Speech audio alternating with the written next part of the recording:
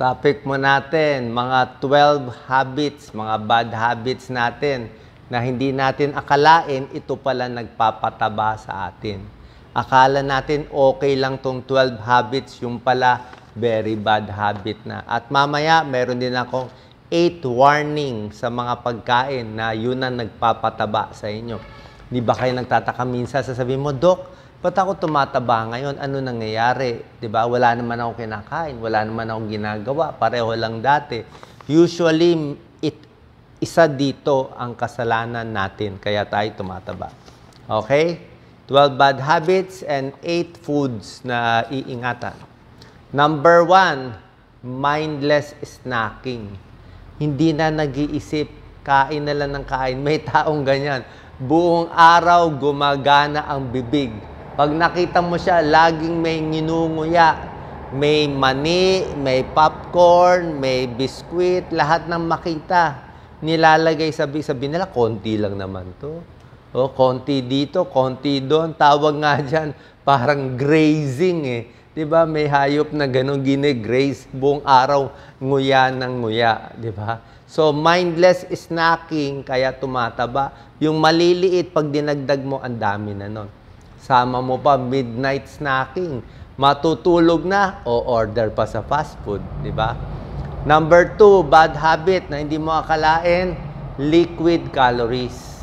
Pag tinatanong ako, Dok, paano papayat? Simple lang, tubig lang inumin. Tatanong nila, pwede ba juice? Hindi nga pwede juice, matamis eh. Nagpapapayat kasi tayo, tubig. Pwede ba sports drink?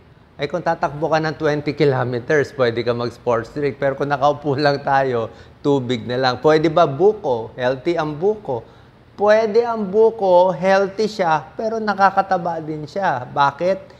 Isang buko, yung sabaw, mga 110 calories na yun eh. Yung laman ng buko, another 100, 200, mga 220 calories na yun. So parang isang platong kanin o marami pa. Kasi nga may carbohydrates din yun. So gusto pumayat, tubig. Hindi soft drinks, hindi 3-in-1 coffee, lalo na hindi iced tea at hindi cappuccino, tubig. Kung gusto nyo, tsaa. Kung gusto nyo, black coffee, pwede. Kung gusto nyo, lagyan nyo ng lemon water. Lemon lang, walang asukal. Pero tubig pa rin ang pampapayat. Kasi pag nilagyan nyo na ibang juice, parang isang platong kanin na yun.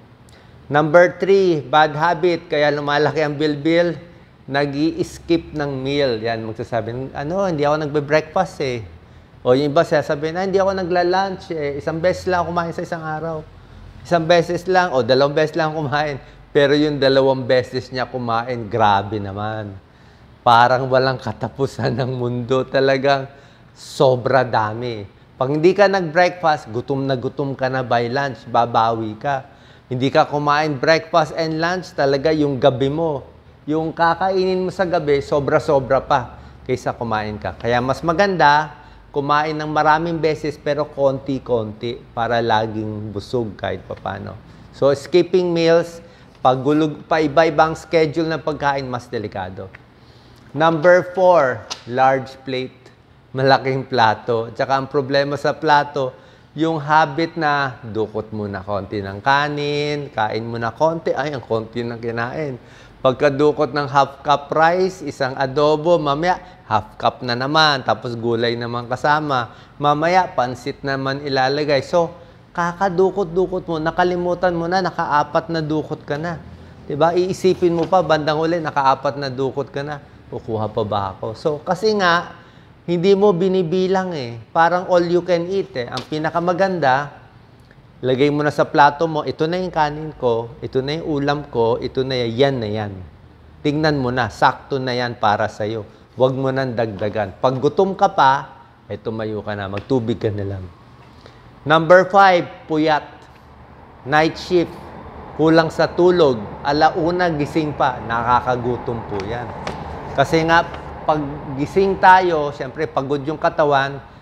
Pag pagod ang katawan, kailangan niya ng gasolina. Naghahanap ng gasolina, di ba? So pag 12 midnight, 1 a.m., gugutumin ka, mapapakain ka ng dagdag. Imbis na natutulog ka, na nakasara na ang bibig, kain pa rin ng kain. So lack of sleep, nakakataba. Number 6, laging nakaupo. Di ba? balance yan eh. Gaano karami kinakain mo, gaano karami exercise mo. Pag ang kain mo ganito, nakaupo ka lang lagi, tataba tayo.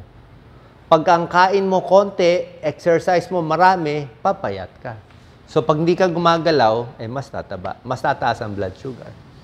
Number 7, social eating. Yan. Kasama ang friends, nakikipagkwentuhan sa barkada, delikado yan.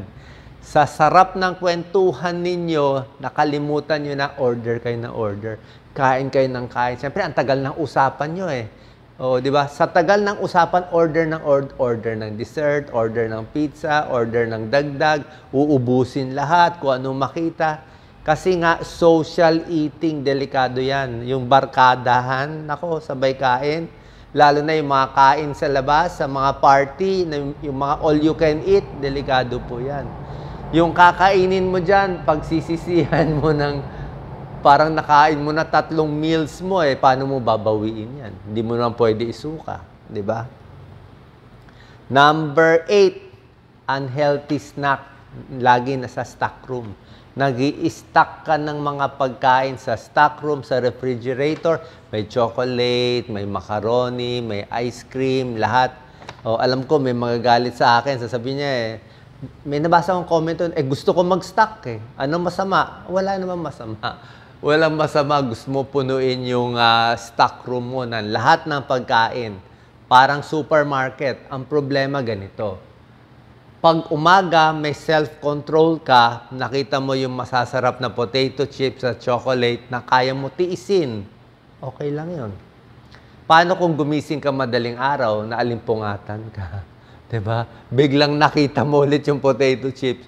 Kung kailan mahina ang iyong damdamin, yan, makakain mo yun. Pag nakain mo yun, magsisisi na tayo o madidepress pa tayo. Kasi nga, pataba ng pataba. So, pag wala yan, pag ang ref mo, tubig lang ang laman, kahit magutom ka, wala kang choice, tubig ka lang. Kita mo yung baong ko, saging lang ang meron ko, tsaka tinapay. Kaya pag nagutom ako, saging hanggang tinapay na lang. Wala akong ibang makukunang pagkain dito. Unhealthy snack availability. Number 9, stress eating. Na-stress. Actually, hindi lang stress eating May birthday, masaya, kakain.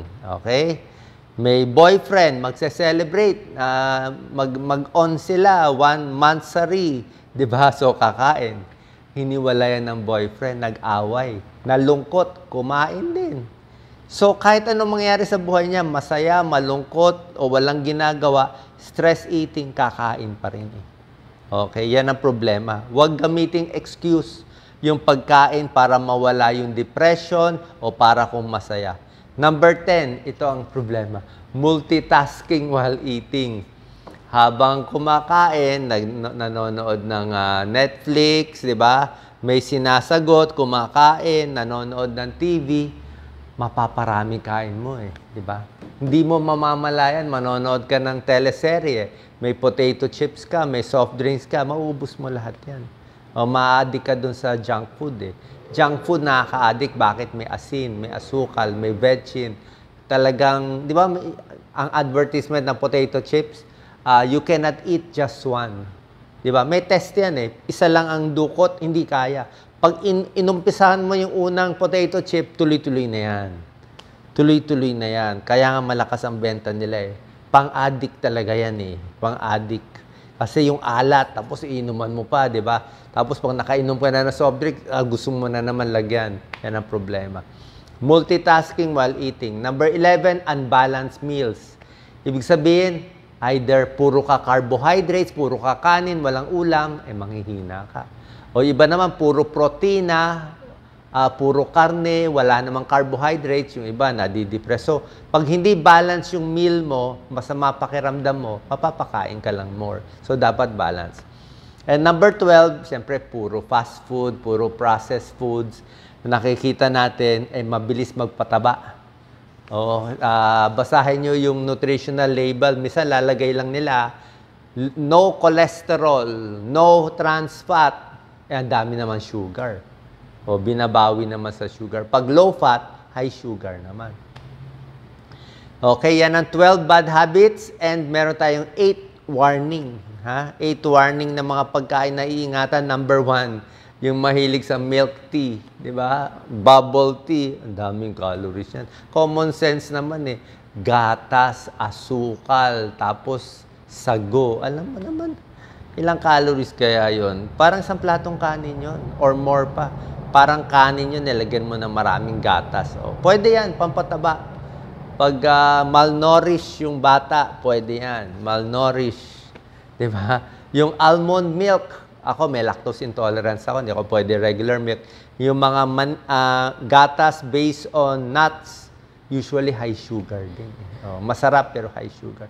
Number 2, warning, artificial sweetener, yung mga 0 calories, low calories. Kaya lang itong artificial sweetener, medyo hindi rin maganda ayon sa bagong pag-aaral kasi wala nga siyang calories, pero pagkain mo nito, yung utak natin, akala niya meron kang kinaing matamis eh.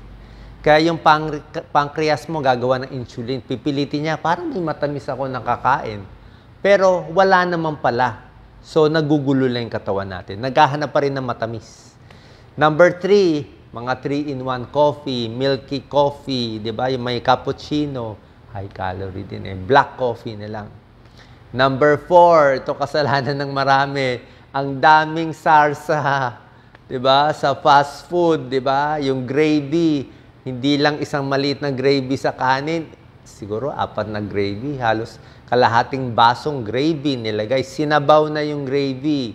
Oh, siyempre calories yun. Ketchup, pinuno ng ketchup. Salad kuno ang kinakain, pero ang dami namang mayonnaise na nilagay, ang daming Thousand Island nilagay, mabuti kung suka. Tinapay lang daw kakainin, ang dami naman nilagay na palaman. Oh, minsan may kilala ko, tinapay nilagay ng peanut butter. Pagkain niya, yung peanut butter lang kinain niya, naiwan yung tinapay, nilagyan ulit ng peanut butter. Pinuno lang ng pinuno. Yun ang problema natin. Number 5, yung marami na sa plato, pipilitin ubusin lahat. Kasi, siyempre, may nagugutom sa ibang parte ng mundo. Ang problema, pag marami ka nilagay, marami ka ininit, kakainin mo lahat. Diba? Kaya, konti lang. Number 6, kailangan may self-control. Hindi pwede walang self-control. Talagang self-control to. Isang pagkakamali lang na mapa-all you can eat ka sa restaurant, ilang araw mo na pagsisisihan. Mabilis tumaba, mahirap pumayat.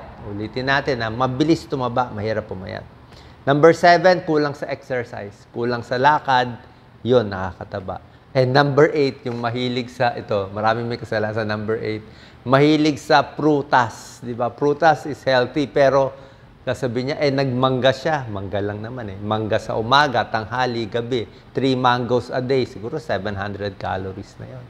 Di ba? So, mangga, pakwan, grapes, healthy, pero kung grapes, konti lang, 6 na piraso. Mangga, kalahating pisngi lang.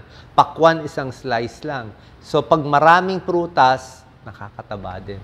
Apple lang pwede, saging pwede, suha pwede, pears, peras pwede. Yung iba, medyo nakakataba. Tapos yung iba pa, sisisihin kung ano-anong sakit, sasabihin, hindi naman ako kumakain eh. Metabolism ko mabagal, o yung thyroid ko mahina, o may hormonal problem ako. So maraming excuse, pero in the end, ito pala. Okay, sana nakatulong tong video. Kung meron kayo ginagawa dito na nagpapataba sa atin, sana alam na natin ngayon at maiiwasan na natin. God bless po.